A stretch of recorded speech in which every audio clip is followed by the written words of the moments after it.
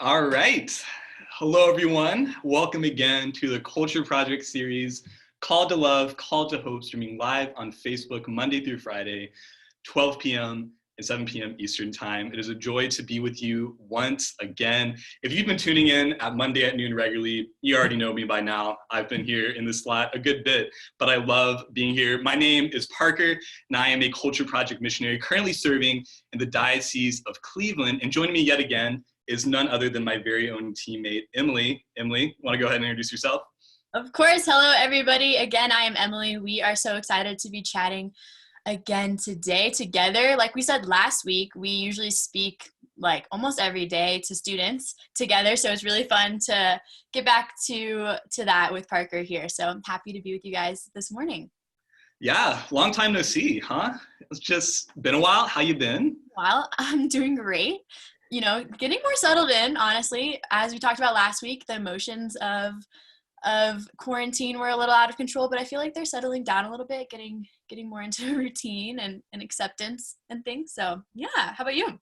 Good. Yeah, I've been doing well. I think acceptance is a good word there. You know, just kind of you learn to accept all the craziness that's going on. So that's great. But you mentioned what we talked about last time. Today, we're going to be talking about physical boundaries in relationships. So last week we talked about emotional virtue and ordering our emotions towards the reality of our relationship. So today we're going to be discussing how to do the same physically though. So before we begin, just want to just really say that if you have any questions whatsoever, go ahead and leave a comment, ask those questions. We'll be happy to have some time at the end to answer any questions that you have in regards to this topic on physical boundaries.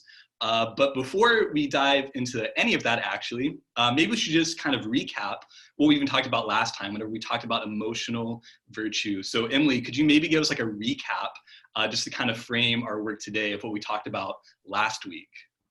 Of course. So like Parker said, last week we talked about our emotions and living out virtue. And really just to what we continually went back to during that Facebook Live was that our emotions are really good, but they cannot be completely trusted in relationships. So really living out that virtuous aspect of our emotions is recognizing the reality of our relationships and ordering our emotions towards that. And we said over and over again, it's finding that middle way in living out our emotions, you know, not letting them control us, but also not stifling them. Really finding that middle way is the way of virtue. So when we talked about those emotions, the truth is there's another aspect of living out virtue in our relationships, like that we're going to talk about today. Like Parker said, this physical aspect. But really, I think that a lot of the principles we talked about last week in regards to our emotions are very similar in regards to physical desires as well. And really finding that middle way as well. And kind of going back to the definition of emotions that we shared is ordering our emotions towards the reality of our relationship. The same thing is true when we talk about physical boundaries and our desires for physical, for something physical in our relationships. It's ordering our desires to the reality of our relationships. So what is that? Is that there's a lot that goes into it and whatnot, but really, for example, is if you're not married, there are certain things that aren't acceptable in outside of marriage, right? In regards to physical boundaries and things going on in our relationships, right? And so there are certain things that we would stay away from if we want to truly live out virtue in regards to physical boundaries. And we don't want to make that sound like a strict rule, you know, that we're saying just like, okay, don't have sex when you're not married, right? That's not the only thing we're talking about today. Right? That is a truth, and that's like a kind of a black and white that we share about, but that there's a lot more to living this out. And that actually like saying yes to our physical boundaries, saying yes to these things is a big yes. It's not just saying no to sex, it's making a big yes to truly love the other person, which we'll get into in a moment. But kind of just to connect it to our emotions, I think that it's really important to recognize that if our emotions aren't in check, it might be harder to live out these physical boundaries in our relationships, which is why it's really important to have both of those things. Because something I mentioned last time is a lot of times you'll hear people say that like they're like emotionally married to somebody, even though if they weren't actually married. And if you are emotionally married to somebody, it might be easier for you to like almost psychologically think that you're actually married to them, and that might lead to more physical things going on in your relationship.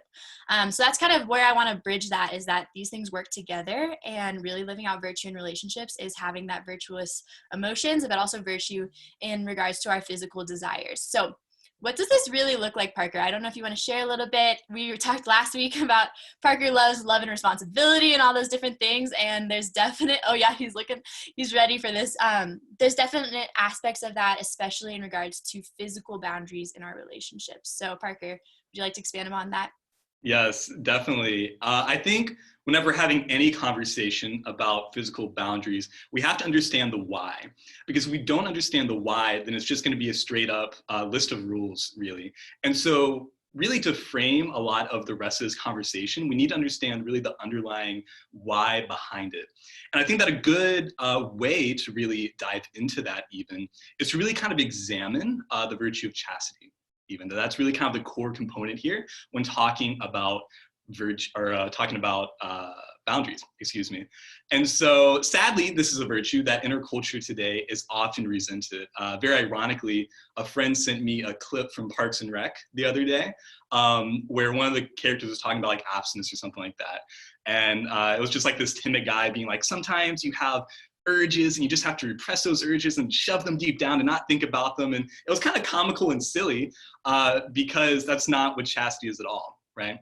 In fact, if anyone ever describes it like that, I think you have every right to laugh because that's not what chastity is. So really, if we go back to love and responsibility, right? Again, if I can geek out about it a little bit for a minute, St. John Paul II talks about two basic competing views of the person in love and responsibility. He talks about the personalistic norm, which is simply that the only proper response to another human being is love. And he talks about this idea of utilitarianism, which is treating a person in terms of the pleasure or usefulness that they can give us. So basically this love versus use kind of an idea. You know, basically that we as humans have an intellect and a will. We can choose for ourselves. We were made in the image and likeness of God. And therefore we're not meant to be used as objects, but we're meant to be loved as people. And so this whole idea really undergirds the entirety of his love and responsibility. And I think that's important in understanding more about boundaries and more about chastity. And so when talking about the virtue of chastity, it can really be understood as moderating sensual impulses, right? You know, it falls under the cardinal virtue of moderation, which allows reasonable beings to choose what is reasonable. And so maybe this is what we typically think about this virtue, about kind of, you know, just kind of moderating sexual desire, whatever it might be. But it actually goes a lot much further than that. That to better understand chastity, it has to be brought into the context of love. So my favorite way to describe this comes from St. John Paul II himself. He says that chastity really is the quickness to affirm the value of the person. And, you know, what do we do whenever we use others? We really forget their personhood. We treat them like objects instead of like people. But when we're affirming the value of the person in front of us, then really in reality, we're keeping the reality of who they are, that they are unique, unrepeatable human beings, really at the forefront of our mind, and remember that they deserve love and respect. And so that whole idea, this whole concept bubbles over into every aspect of our relationships, and whether that's romantic or platonic or familial, whatever it is, this ideal of quickly affirming the value of the person goes into everything. But it does also play into that romantic aspect, that more sexual aspect of our relationships. So part of chastity does mean then saving sex and all sexually intimate acts for marriage. And this is where the resentment of this virtue often comes in. John Paul II actually says that resentment for chastity usually comes precisely because of similar reasons that we talked about last Monday, Emily, that people are actually really quick to think of love only as deep emotional feelings. And so whenever we feel those feelings and things feel good and we start saying that that's love, then whenever somebody says things like saving sex or saving what feels good for later, it doesn't make sense. And naturally what comes then is resentment for this, that we think of it as something restrictive or prudish. But that can't be further from the truth when we're talking about the core of what this is here. In fact, he really says that this resentment to chastity really becomes from that same place. I think he's really a baller, honestly, that he really calls out really this exact mindset that sometimes I think whenever we think about boundaries or chastity or anything like that, we think of like these people that have this naive view of sex, or like they're just like prudish and just kind of closing around themselves. But he basically just like understands it so well. So a quote that I pulled out here, he says that chastity is often misunderstood as blind inhibition of sensuality and of physical impulses, such that the values of body and sex are pushed down into the subconscious, where they await an opportunity to explode. And he says, if practiced in this way, indeed, it does create danger of such explosions. He goes on to say that true chastity does not lead to disdain for the body or to disparagement of marriage and the sexual life. That is the result of false chastity, chastity with a twinge of hypocrisy, or still more frequently of unchastity. This may be strange and startling, but it cannot be otherwise. Just like, what a baller, right? So chastity is not about repression of our sexual desires. It's about properly ordering them. You know, our sexual desires are good. Last week, we talked about how our emotions are good. Like, we shouldn't just be repressing our emotions, just shoving them over there, not dealing with them, not feeling them. Our emotions are good, and so are our sexual desires. They're God-given, and they're meant to lead us to another person, eventually in a self-giving marriage. But they're not meant to really stay at that base level, that we're meant to really rise these desires up to the level of the person. We're supposed to incorporate and integrate them into the value of the person. And so really, the unchaste man or the unchaste woman is really only concerned with matters of the body. You know, they don't care about the well-being of their beloved. They're only concerned about the pleasure that the person that they're with can give them. They kind of keep it at the level of that sexual desire and nothing more. Whereas the chaste man or woman, right, fully integrate his or her desires with love for the person. They've been drawn to this other person, and now their hearts rest on that other. You know, their well-being and the degree to which they can make a self-gift to that person lovingly. So therefore, chastity, right, kind of bringing it all into conclusion here, really frees couples from this utilitarian attitude that we can all too easily fall into. St. John Paul II also says in Love and Responsibility that only the chaste man and the chaste woman are capable of true love, for chastity frees their association from that tendency to use a person which is objectively incompatible with loving kindness. So only the chaste man and only the chaste woman are capable of true love. He's not saying there that only those who suppress their desires and keep them down and follow strict rules will get some sort of prize. But he's saying that only those who have integrated their sexuality in line with the basic truth that human beings are people meant to be loved are actually capable of experiencing that loving intimacy that isn't muddled by a fear of being used by another person. That really this is all about this freedom and being able to love the person we're in relationship with. That's all that it is about. It's not one big no. It's actually a yes. That some no's are required, right? Maybe some things that aren't appropriate for the proper context, the time, the present moment that we're in. But it's all about the yes to love and saying no to anything that would dare disregard that would dare disregard the value of the person. And so now that's awesome, you know, so hopefully that kind of goes to show in any way that when we're talking about boundaries in our relationship, this isn't a matter of strict prudishness, but it's a matter of freely loving to the fullest extent in our relationships, right? So this should really be the undergirding why in setting boundaries. It's all about freeing us to be able to love all the more greatly in our relationship, whatever that might look like.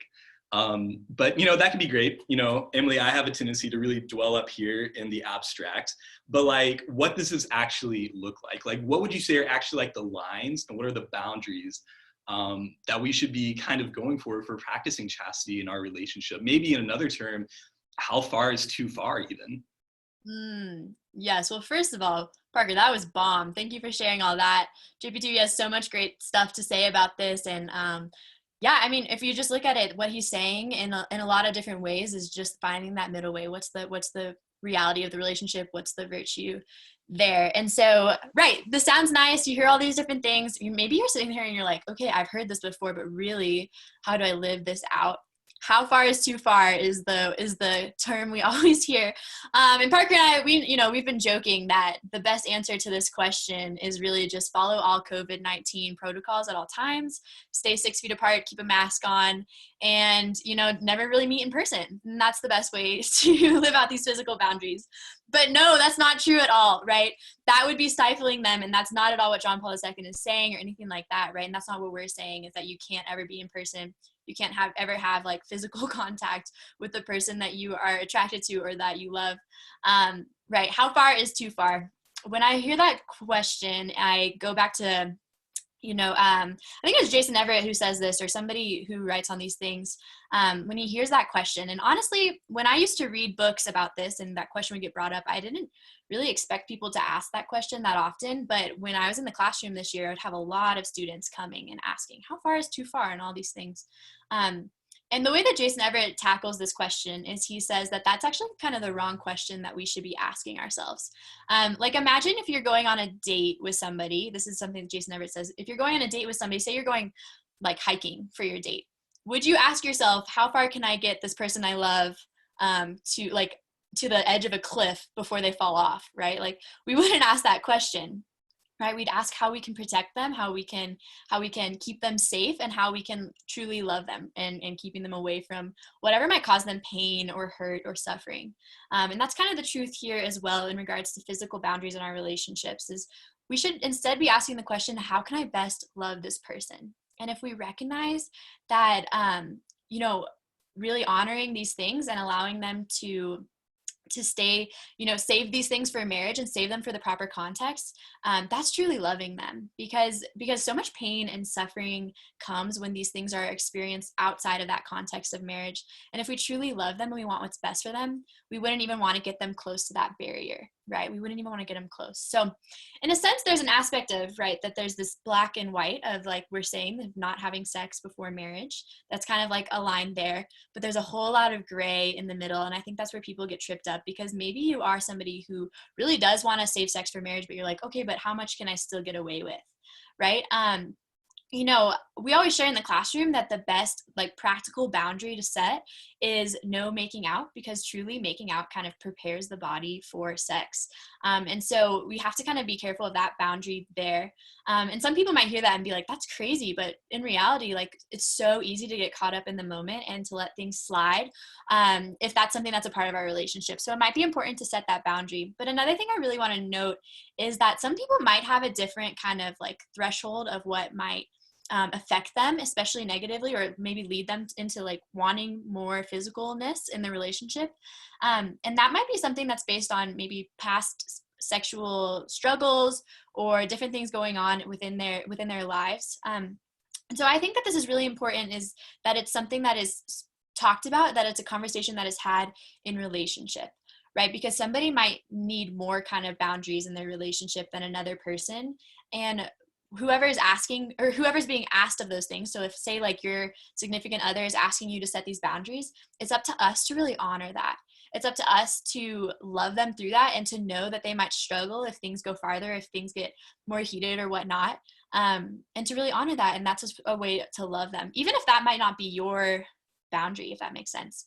Loving the other person is honoring what they see. One of the best quotes that somebody shared, is actually a professor at my college, shared about this and talking about what's the line and all those different things. He said that anything aimed at the arousal of the other should be saved for marriage. So we'll talk about arousal in a moment. We'll share that with Parker, but I want you to look at that. Anything aimed at the arousal of the other should be saved for marriage. Right? So if you are literally trying to get this person, sexually aroused, or if you're doing things that will do that, that is something that should be saved for marriage, right? That's not truly loving the other person. It's maybe trying to use them for these things, right? And use them for our own satisfaction. I see Parker like cheering me on. That's awesome. So anything aimed at, but I also want to note that it's if it's like intentionally aimed at, because there will be times where, maybe you don't mean to.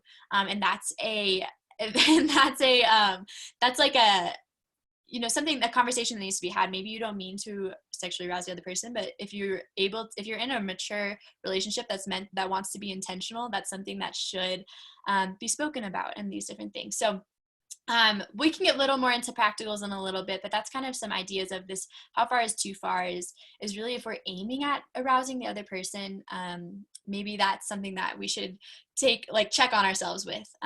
And really, if this is something that happens that you struggle with and you don't mean to, or maybe you're trying really hard and these things come up, know that we can always start over. We can always have those conversations, and it's really important to be able to have those conversations.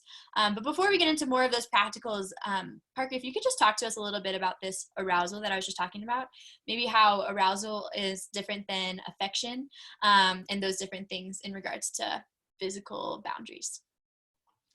Yeah, because that can really be kind of a fine line, really, sometimes, of what is properly just showing affection to another, and maybe what is more geared towards arousal of another. Before I even dive into that, I would just love to, again, reiterate, if you have any questions whatsoever in regards to what we're talking about, physical boundaries, chastity, how far is too far, you name it, whatever it is, please go ahead and leave it in the comments. We'd be happy to answer any questions that you might have, just anything at all, anything under the sun, nothing's off limits. We'd be happy to answer them. But talking about affection versus arousal, right? This can be kind of a difficult line for a lot of people. I think a good definition for affection would be really all the healthy ways that we can really show someone that we care about them whenever we're dating, right? So this can be in a lot of many different ways, right? This could be hand holding, hugs, maybe a simple kiss, right? I mean, those are just examples. Really, there's not a set list of these are affection right here, right? But there really are those ways that we're really just showing someone that they're special to us, they're precious to us, right? Really just that we're showing, our love to them. A lot of people, if anyone follows the love languages, a lot of people are physical touch, right? They just really show and receive love through physical touch. And so just those simple ways of maybe a touch, it really doesn't even have to be touching, even honestly. It can be even those simple ways of putting thoughts into certain things, and just little just ways of showing how special that person is. And so sometimes that can take a physical form, right? Hand holding, etc.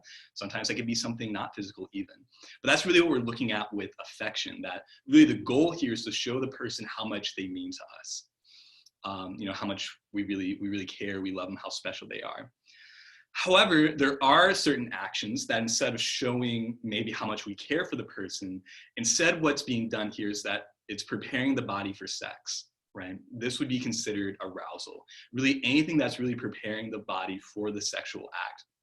And these are the things that really we would want to avoid whenever living out chastity in our relationships, right? We don't want to get ourselves in a situation where we might be tempted to really break that practice of chastity that we truly want to build up in order to love the other person better, right? So like Emily said, oftentimes a good line here, again, that we often share in the classroom is, drawing the line at making out and anything further, which again sounds maybe extreme to some, maybe sounds kind of strange even, but if we're being honest, that basic act of even making out often prepares the body for sex, right? It often kind of prepares for that sexual act. And so really, again, I don't think there's really a set, kind of strict guidelines of this is affection, this is arousal. There's certain things that generally speaking, we can kind of point to, again, kind of making out anything more. But at the end of the day, that line's kind of different for a lot of different people. And again, this might go off of, again, what Emily said, based off of our experiences. That maybe something as simple as, hand holding, maybe for some is a perfect sign of affection. Maybe for others, maybe it's an occasion for arousal. You really just don't know. And that's why it's really important to communicate those things and to be okay with self-knowledge and where you're actually at. That there's certain things that for some people, that's just simple affection to them. But for you, you find that maybe it kind of leads more into that category of arousal. That's really important to communicate that with your significant other. Because really you need to be on the same page and really living out this virtue of chastity, living out this ideal and setting those boundaries in our relationships. That's actually all that boundaries would be about, is really recognizing what is kind of within yourself kind of would lead you more astray, and communicating that. So therefore you have a certain boundary there to make sure you're not going too far, you're not falling down the cliff, as Emily would say, right? And so really that's kind of the basic line there. Again, there's certain general things that we can really kind of look at. You know, I don't know many people who could, you know, go to making out and not be aroused, but if somehow you can, then maybe that would be affection. I don't know. But generally speaking, right, making out anything more tends to lead more towards preparing for that sexual act. And so really that's something that you really just have to be mindful of and really communicate with your significant other, I think. But really just even apart from affection versus arousal, I think there's so many different practical things that we can touch on here. So maybe Emily, are there some maybe more practical tips that you'd like to share in regards to boundaries? Yes, of course. Thanks for sharing that. Kind of going a little bit off of that, but also remember to send in questions, anybody watching, so we can get some questions, because we'll be moving into that right after this about. So some practical tips. I kind of mentioned this a little bit already, but those establishing boundaries from the beginning.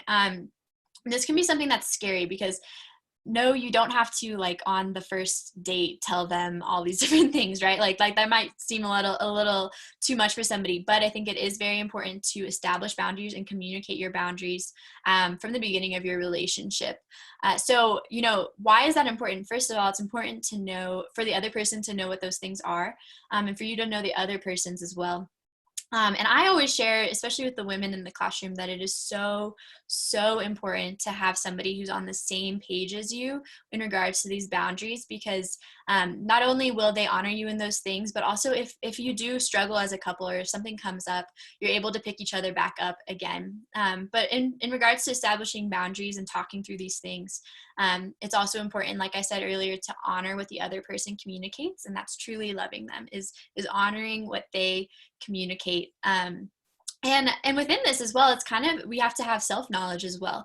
When we talked about this in regards to our emotions, is how important it is to name our emotions, to reflect on our emotions. It's also important for us to reflect upon maybe what are those lines that when I cross, it's not healthy for me, or what are those things that I might struggle with personally, in order to set ourselves up for success. That's really what this is it's really just setting ourselves up for success, and honoring those around us in different things.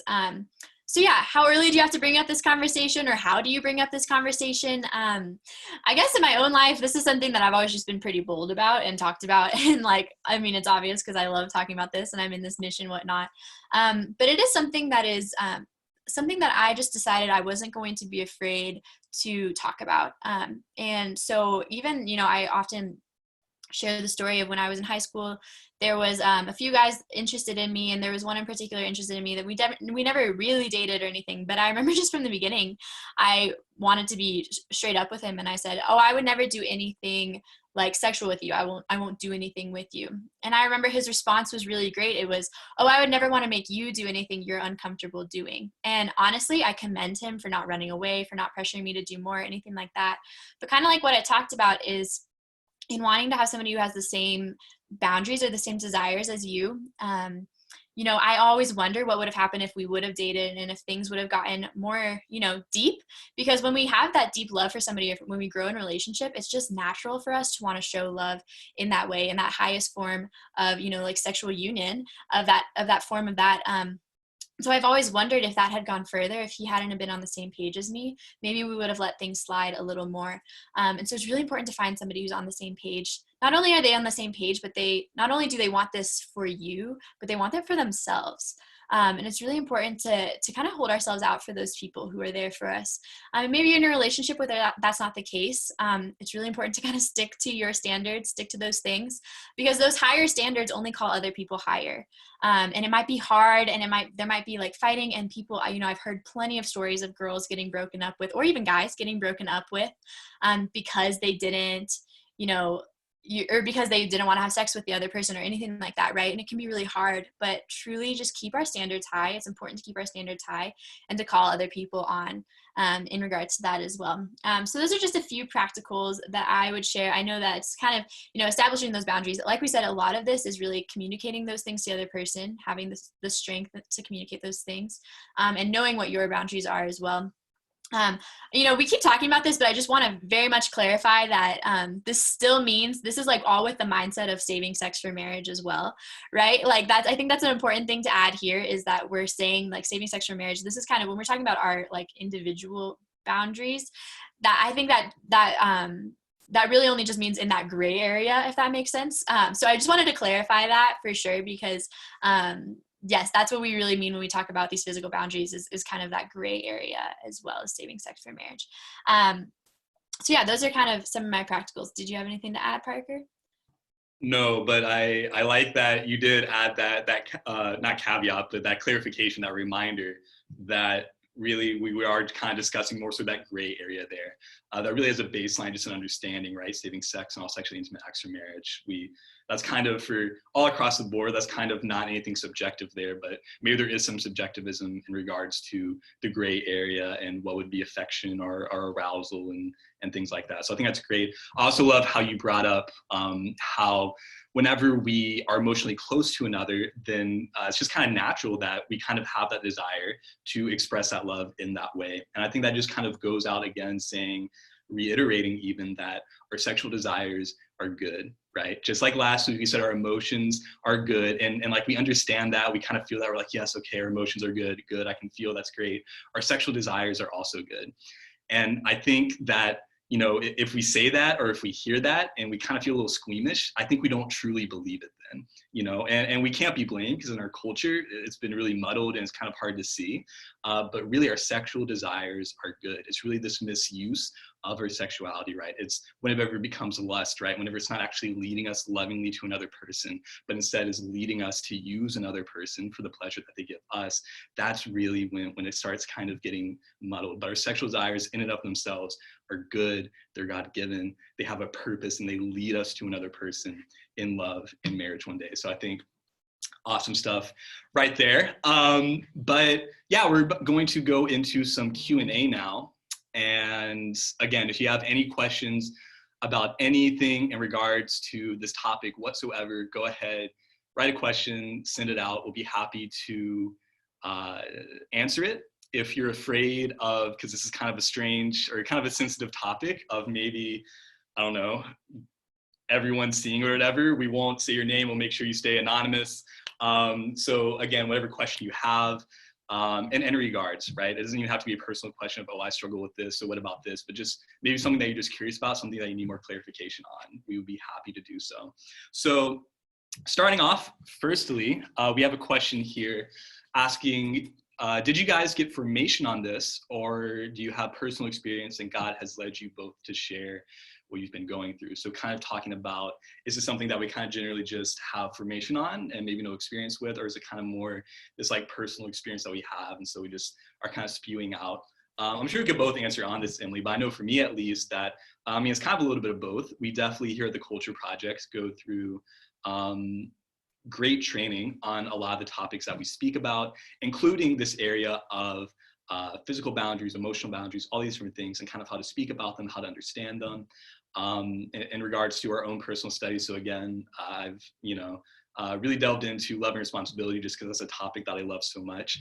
But something that Sarah Swafford said in her emotional virtue video, the one that preceded ours, is that she had that line talking about, show me, I'm probably gonna butcher it, I'm sure you remember it exactly, Emily, but it's basically, show me your misery and I'll show you your ministry, or something like that, right? Close enough, right? Basically the things that we have struggled with, the things that we have gone through personally, that's really where we want to minister to others the most, because that's really where our passions lies. Like we see the ways that these things have affected our own lives, and we've seen the ways that the solution, right, has so greatly improved it that we really want to go out and do the same for others. So I know personally, I think that this is really something that's kind of a both and, right? Like we've been formed on this, we've been speaking about it. But at the same time, this is something that everyone just humanly has experience with, just personally. So I don't know if you have anything to add with that, Emily. Yes, of course. Well, first of all, you stole my line. I was going to say that.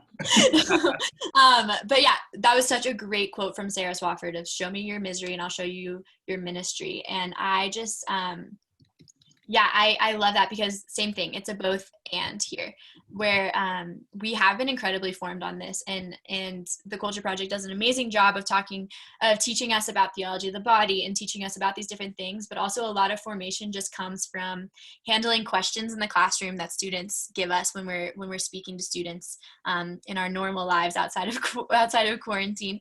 But yeah, that's where a lot of these kind of passions come from, is from our own experience of struggling with these things, whether it's in our own relationships personally, or seeing it kind of in our other friends and family relationships. I know that's something that comes up a lot, is that we want people to know that we are here because we want to share our own stories, and that our own stories are what bring us this passion, and what bring us kind of what we believe is the ability to talk about these things to other people. So yeah, we've had our own personal experiences and whatnot with these things, and definitely had to navigate those lines and have conversations and relationships and you name it. And so for anybody out there who's watching this, just know that this is also a personal experience for all of us. And this is something that has come up in our lives that, in one way or another, I don't think anybody truly nowadays has been spared by this kind of sexual culture, this over-sexualized culture, the hookup culture. Nobody really has been spared from that, no matter what. I mean, like, I come from a very Catholic background. I went to Catholic school my whole life. I studied theology, all those different things, and I still wasn't spared from this. So this is something that everybody is dealing with, and yeah, that's why we're passionate about it. Yeah, definitely. I think that's wonderful. You summed it all up perfectly there. I'm glad you let me use your line that you in turn used from Sarah Swafford. So that was great. So moving on to the next question here, we have, what are practical ways that a couple, what are some practical ways that a couple can, I just can't read, I am so sorry. What are some practical things that a couple can do to avoid situations that may compromise boundaries? So Emily, does anything come off the mind initially? Yeah, so I talked a little bit about practicals in regards to speaking about these things, speaking about our boundaries, but I guess some just like practical things that I have been told in the past. Somebody once said to me that when you are with your significant other, or if you're worried about these things coming up, always be in a place where you can get caught. Right. And that just automatically gets us like in that mindset of being careful. Even, we don't want to expect failure, but we also want to protect ourselves from failure, and realizing that we are human and that we have these desires and that those things will come up. So I'd say always be in a place where you can get caught, and that will keep you kind of accountable to that. Have those boundaries set before anything happens, right? Have those things at the beginning, because then it's much easier to just like protect those things. Yeah, those were the fun ones that came to mind. I know there's plenty of other ones. I think, yeah, did you have any other practicals? Yeah, you shared them pretty well. I think it really kind of boils down to that basic aspect of, again, like some self-knowledge here of like knowing like what situations you're most prone to fall in, but also knowing things like if you're going to get caught or not, or things like that. Like if you're in, a dark room on the couch, nobody's going to walk into the room anytime soon. That's just a tempting moment, and again, you could have the best intentions of living out chastity, but again, when we're in those situations, we're not really setting ourselves up for success. And so again, this doesn't have to look strict and prudish or anything like that, but just simple things like being in a place where you know that you'll be caught, or I don't know, just simply leaving the lights on, something like that. I've heard one person say something about like always keeping 4 feet on the ground, or something like that. I don't know. If that works for you, if that's a helpful practical, go ahead and implement that. But yeah, I think really just being kind of smart about these things. I think a lot of times we can kind of convince ourselves in our minds that we're kind of the exceptions to the rule, where we kind of think, oh, well, maybe, I don't really, I can kind of be in the situation and it's fine, or, like, oh, we're both practicing chastity, so it's okay, I'm not going to fall. But really just being aware of ourselves and being aware of those situations, like just objectively look at the situation, and it should be fairly clear if this is really going to be a good situation, or a tempting moment or not. So I think really just self-knowledge, head knowledge, and just really implementing those boundaries. Again, discussing this is just something great that we can always do. So another one here, we have what would be a good way to talk to teenagers about boundaries and self-knowledge on their own boundaries when they probably haven't had exposure to those situations. So that's actually a great question right there. Emily, you gave a thumbs up. Do you want to give this one a tackle? Sure, I can start it and then you can add whatever I miss. But so something that we talk about, we give presentations to parents as well. And so there's a lot of different ways that we talk to parents about tackling this issue, especially in talking to teenagers. I don't know if this is from a parent or this is somebody who works with teenagers. But I think, the important thing is to make them aware of these things. Something that we share oftentimes is that there's like, we don't want to just assume that the teenagers in our lives are going to fall to these things, right? We don't want to just assume those things, but it's also important to recognize that kids are getting bombarded with stuff all over the place. And so this isn't an issue that we can just kind of like throw under the rug anymore. This is something that needs to be brought up and needs to be specifically talked about. And so I think it would be really important if you're working with teenagers or if you're a parent or something like that, it'd be really important to be open and honest about these conversations, be honest about that line of saving sex for marriage, but then also is setting them up for success in in my relationship in high school or different things, like the parents didn't allow us, or my boyfriend's parents didn't allow us to be alone together. So like, even if I went over to hang out with him and we went to watch a movie, one of his siblings had to come and sit with us. And honestly, that's awesome. Like, I am so thankful for that being there and that being a part of accountability in our relationship. And that was something that was just always understood going into that relationship. And so, we as much as we want to trust the kids in our lives, I'm sure, I mean, obviously I'm not a parent or anything like that, but as much as we want to trust them, the truth is that those things, especially if they're kind of immature and not ready to handle these things on their own, we should probably guide them as much as we can. And so that would be having those kind of rules, setting those guidelines, and having open conversations about these things, really being open about it with the kids. I think they want to talk about this, is that's what we've seen from our own experience. That's what we tell parents, is young people want to talk about these things. And even if they haven't been exposed to that yet, it's so important to get ahead of it, right? It's so important to be the first ones to be talking about it rather than somebody else talking about it in the wrong context. So that'd be a little bit of what I'd share. Yeah, and I think it's really important whenever speaking about anything on this topic with young people in general, teenagers especially as well, to just really be honest with the truth of it. Not in, wildly like explicit ways or anything like that, but like being honest with the truth of like what this is. Like, even, what I shared at the beginning with love and responsibility and chastity and all that, like really the core of this, like the church has a beautiful teaching and understanding of human sexuality and the sexual act and all of these different things that I think far too often, sometimes these conversations go kind of awkwardly and strange, and we're just kind of dancing around the topic. But in our culture today, young people find out about these things one way or another, whether that's online, whether that's with friends or whatever. So I think the more that we can just be upfront and showing that, like, hey, like we're not afraid of this topic, like this is something good and amazing and beautiful because it is, like leaning into the truth of what it actually is. I think that could really be a great just like foundation board for really talking about anything in regards to these topics, especially with boundaries as well. So I think that's good. I think that's awesome. I think that's amazing. So moving on now to some more questions. Y'all are asking some nice, awesome questions. Maybe let's answer this one because this one's really quick. Just before we move on from kind of practicals here. This one's from Charles. He said we can say his name. So Charles, this one's for you.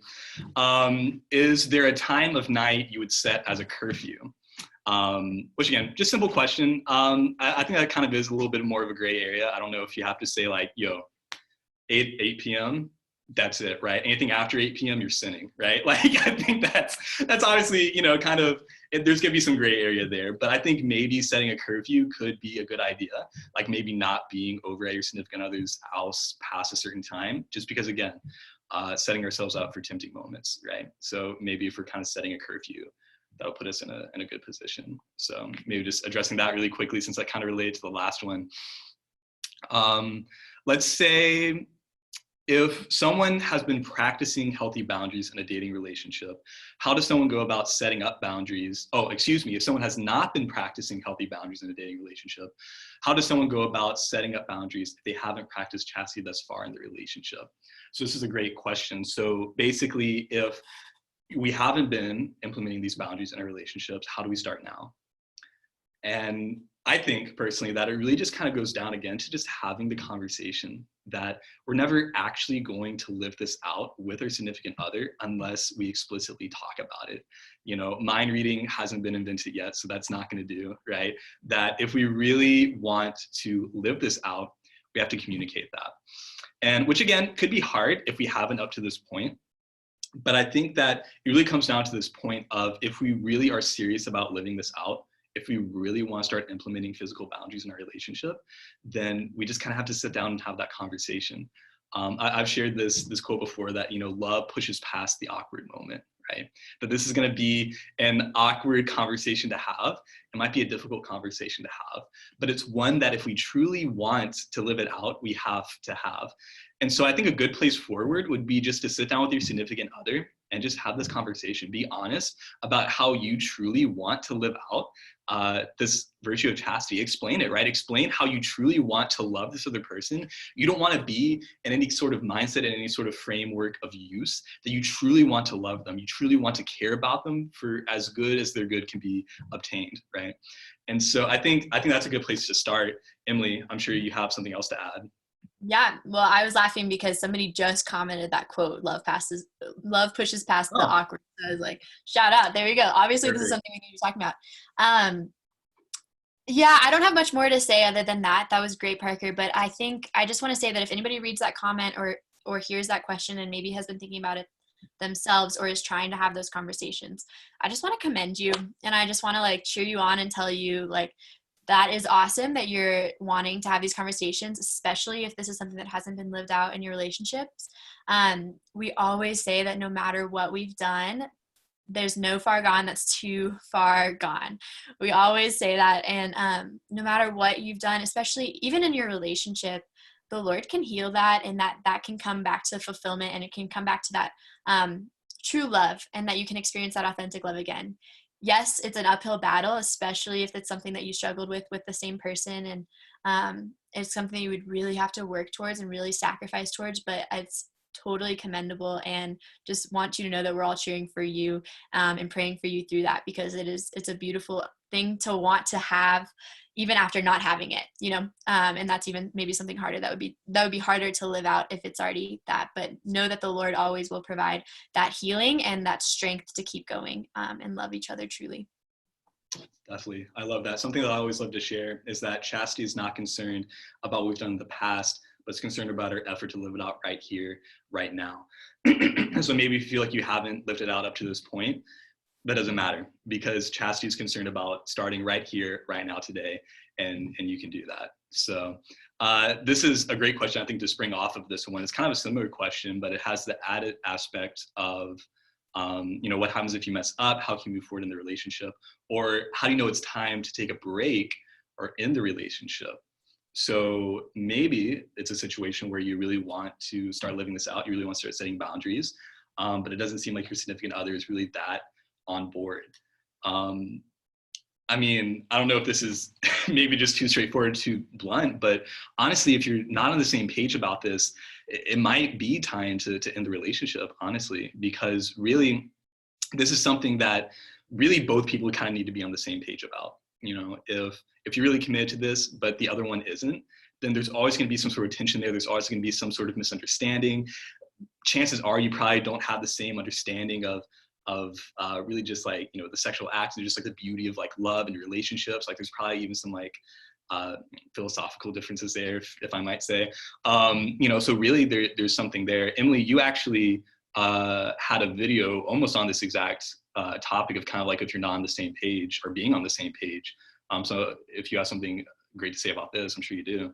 Yeah, I made a video on this for the Culture Project, and it was kind of sharing that story I shared earlier about that guy in high school. But if the other person isn't willing to sacrifice or to honor those boundaries that you are talking about, I think Parker is completely right in wanting in ending that relationship, because you deserve much more than that. Also, what happens if you mess up is and if it's like a good relationship, or if you really, believe in this relationship and that there's goodness kind of at the heart of it, but, we make mistakes and different things might come up.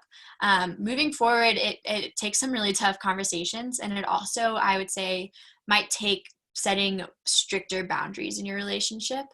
Even if before you thought you could kind of maybe get away with certain things, it might be important to take some of those things out. And kind of like we just said in answering that last question, is it's harder when you've kind of fallen in these different things. And but it just causes a lot of communication. And the truth is maybe it won't work out. Maybe you can't get past that. I would hope and I believe that the Lord can redeem everything. I do believe that the Lord can redeem everything, but in that relationship, it might be possible and it also might not. And so this is something that can be really hard. But I think the big thing would be if the other person is not willing to respect your boundaries or to sacrifice for you, then that relationship should end, because that's not what's best for you, and you deserve much more than that. You deserve somebody who's on the same page, who's calling you to the same standards.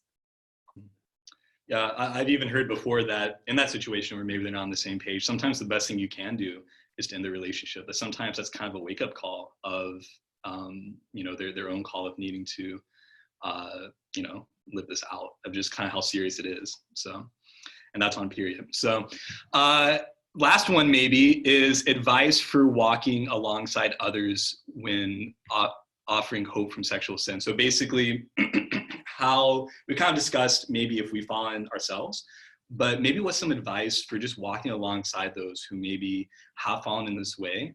I think we could just leave it right there. Emily, do you have anything to say about that? Yeah, I keep going back to this. Is just I guess I'm taking this as like if your significant other has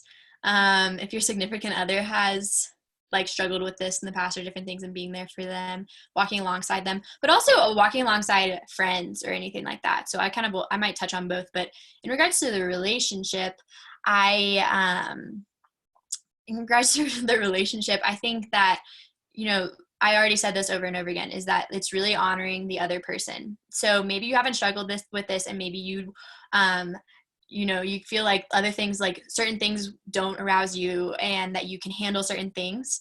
But if the other person can't, truly loving them is honoring that, and to hold ourselves to that standard that they ask us to hold. And that can be really hard, but that is like true love. That is true love right there. And there's different ways.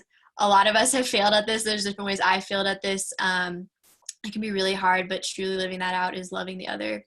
I guess in regards to friendship and walking through other people, I think a lot of times, a lot of these things can hold a lot of shame. And especially in maybe more religious circles, we might have a lot of shame when these are things that we've struggled with. And so it is important to be in friendships in which we can feel open, like we can share what's going on in our lives, and we can share how we might have struggled with these things, so we have friends that can hold us accountable and be there for us. So I think breaking through that shame and allowing, and maybe this is something you haven't struggled with, but somebody in your life has. I would say, like, don't act shocked if somebody comes to you with these things, just like truly receive them and love them through that, and offer to walk with them and hold them accountable. Definitely. I think that's great. And really, from that note, I think we're kind of reaching the end of our time here, unfortunately. But again, it was really great just to discuss this topic, and really just another reiteration of, if you want to live this out, if you truly desire to live this out, even if you've messed up before, that you can do it. Right? Chastity, again, is not concerned about what we've done in the past. That's in the past, right? It's concerned with our commitment to live it out right here, right now. And we can make that step right here and today. So thank you all for tuning in today. I hope you really enjoyed our conversation. Emily, always a pleasure. Great conversating with you yet again. Please join us tonight at 7 p.m. Eastern Time with our founder and president of the Culture Project, Christina Barba, about updates of how our mission is continuing during the pandemic.